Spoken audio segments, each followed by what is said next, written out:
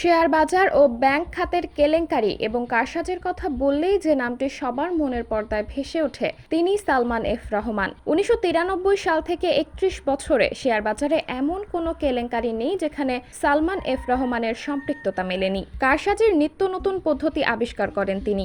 রাষ্ট্রীয় ক্ষমতার চরম অপব্যবহার করে সবসময়ই থেকেছেন ধরাছোঁয়ার বাইরে। এর মধ্যে ২০০৬ সালে সৌদি যুবরাজ নামে ভুয়া এক ব্যক্তি সাজিয়ে রূপালী ব্যাংক কেনার নাটক সাজান। এ প্রক্রিয়ায় রূপালী ব্যাংকের শেয়ার থেকে ৯০০ কোটি টাকা হাতিয়ে নেন।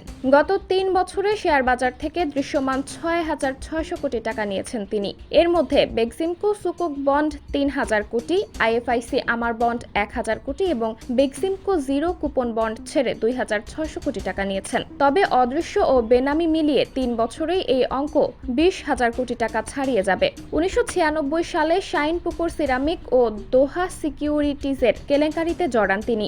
ওই সংক্রান্ত মামলায় এখনও তিনি আসামি। মামলাটির উচ্চ আদালতে চলমান। শেয়ার বাজারে কারসাজি নিয়ে ২০১১ সালে খন্দকার ইব্রাহিম খালেদের তদন্ত রিপোর্টেও তার নাম আসে। ওই সময় প্রভাব খাটিয়ে বেক্সিমকো ফার্মার প্রেফারেন্স শেয়ার পাশ করিয়ে নেন তিনি। এই শেয়ারের মাধ্যমে প্রিমিয়াম সহ ৪১০ কোটি টাকা সংগ্রহ করেন। একই সময়ে শাইনপুকুর সিরামিকের মাধ্যমে ২৮৬ কোটি এবং বেক্সিমকো টেক্সটাইলের মাধ্যমে ৬৩৫ কোটি টাকা সংগ্রহ করেন। এছাড়া জিএমজি এয়ারলাইন্সের প্লেসমেন্ট শেয়ার বিক্রি করে ৩০০ কোটি টাকা নেন তিনি। পরবর্তী সময়ে ওই কোম্পানি উধাও হয়ে যায়, কিন্তু বিনিয়োগকারীদের আর টাকা ফেরত দেননি। একইভাবে জিএমজি এয়ারলাইন্সের নামে সোনালী ব্যাংক থেকে ২২৮ কোটি টাকা ঋণ নেন তিনি। এক্ষেত্রে জানা মতো হিসাবে সালমান এফ রহমানের ধানমন্ডির বাড়ি বন্ধক রাখা হয়। পরবর্তী সময়ে টাকা শোধ না করলে তার বাড়ি নিলাম ডাকে সোনালী ব্যাংক। ২০১৩ সালে আইএফআইসি ব্যাংকের টাকায় নেপালের লোকসানি প্রতিষ্ঠানের ১০ টাকার শেয়ার ৭৫ টাকায় কেনেন তিনি। এই প্রক্রিয়ায় সেখানে ১২৫ কোটি টাকা পাচার হয়। ২০১১ সালে ভুয়া কাগজপত্রের মাধ্যমে আইএফআইসি মিউচুয়াল ফান্ডের মাধ্যমে শেয়ার বাজার থেকে ১,০০০ কোটি টাকা সংগ্রহ করেন। ২০১৮ ও ২০২৪ সালের জাতীয় সংসদ নির্বাচনে সালমান এফ রহমান ঢাকা ১ আসন থেকে নির্বাচন করে আওয়ামী লীগ থেকে সংসদ সদস্য হন।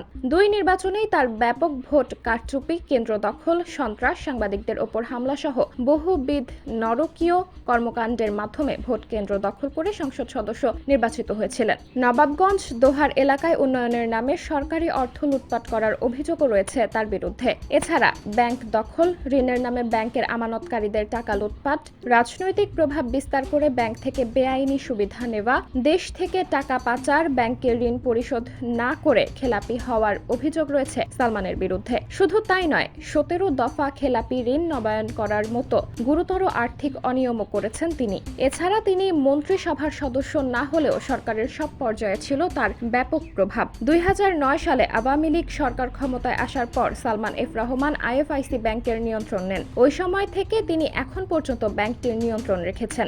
আলোচ্য সময়ে ব্যাংক থেকে মোটা অঙ্কের টাকা লুটপাট করেছেন। ২০০৯ সালের আগে নানা অনিয়ম ও দুর্নীতির অভিযোগে আইএফআইসি ব্যাংকের পরিচালক পদ থেকে তাকে বাদ দেওয়া হয়। এদিকে নিয়মের বত্যায় ঘটিয়ে রাষ্ট্রায়ত্ত জনতা ব্যাংক থেকে ২১,৯৭৮ কোটি টাকার ঋণ বের করে নিয়েছে বেক্সিমকো গ্রুপ। বাংলাদেশ ব্যাংকের পরিদর্শন প্রতিবেদনে দেখা যায়, কেন্দ্রীয় ব্যাংকের যথাযথ নিয়ম অনুসরণ না করে বেক্সিমকো গ্রুপের বিভিন্ন প্রতিষ্ঠানকে প্রায় ২২,০০০ কোটি টাকার এই ঋণ দিয়েছে জনতা ব্যাংক। হিসাব অনুযায়ী এর মাধ্যমে তারা শুধু একটি গ্রুপকেই ব্যাংকের মূলধনের ৯৪৯.৭৮% ঋণ সুবিধা দিয়েছে, কিন্তু কোনো একক গ্রাহককে মূলধনের ২৫% বেশি ঋণ দেওয়ার নিয়ম নেই। একাধিকবার কেন্দ্রীয় ব্যাংক থেকে বেক্সিমকো গ্রুপের সার্বিক ঋণের তথ্য চেয়ে চিঠি দিলেও পরিপালন করেননি ব্যাংকটি, বরং কেন্দ্রীয় ব্যাংকের কাছে তথ্য গোপন করা হয়েছে। এরপর নতুন করে আরও ৪৭৯ কোটি ৩৬ লাখ টাকা ঋণের আবেদন করেছে বেক্সিমকো।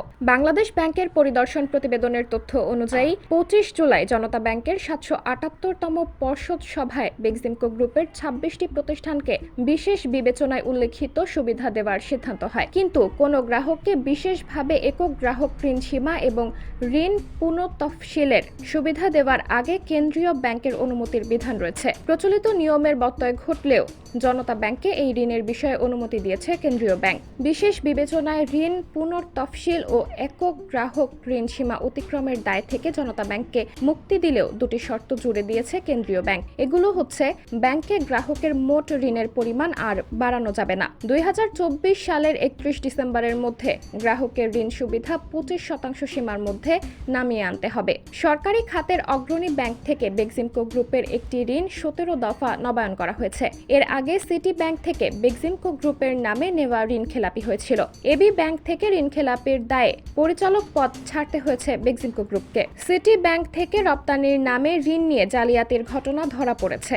এক্সিম ব্যাংক থেকে বেনামে ঋণ নিয়ে তার শেয়ার বাজারে বিনিয়োগ করার মতো কেলেঙ্কারির ঘটনাও রয়েছে গ্রুপটির মধ্যে। ওইসব ঋণ এখন খেলাপি হয়ে পড়েছে। করোনার সময় টিকা নিয়ে জালিয়াতি করার অভিযোগও রয়েছে তাদের বিরুদ্ধে। এছাড়া দেশ থেকে টাকা পাচারের ঘটনাও রয়েছে বেক্সিমকো গ্রুপের বিরুদ্ধে। 2006 সালের তত্ত্বাবধায়ক সরকারের সময় গঠিত দুর্নীতি বিরোধী টাস্ক ফোর্সের তদন্তে বেক্সিমকো গ্রুপের বিরুদ্ধে বিদেশি কর্মী নিয়োগের মাধ্যমে দেশ থেকে টাকা পাচারের অভিযোগ প্রমাণিত হয়। ওই সময় সালমান এফ রহমানের নামে লন্ডনে 350 কোটি ডলারের একটি আন্তর্জাতিক ক্রেডিট কার্ডের সন্ধান পাওয়া যায়, যার মাধ্যমে তিনি দেশ থেকে টাকা পাচার করেছেন। তার বিরুদ্ধে কেন্দ্রীয় ব্যাংকের সাবেক গভর্নর প্রয়াত লুৎফর রহমান সরকারের সঙ্গে অসৎ আচরণের অভিযোগও রয়েছে। চাহিদা অনুযায়ী বেআইনিভাবে ঋণ আটকে দেওয়ায় তিনি গভর্নরের সঙ্গে দুর্ব্যবহার করেছিলেন। ব্যাংক খাতে ছিল তার অপ্রতিরোধ্য প্রভাব। নিজের স্বার্থ সংশ্লিষ্ট প্রতিষ্ঠানের নামে ঋণ দিতে কোনো ব্যাংক ভিন্নমত পোষণ করতে পারেনি, ফলে বেআইনিভাবেই তাকে ঋণ দিতে বাধ্য হয়েছে।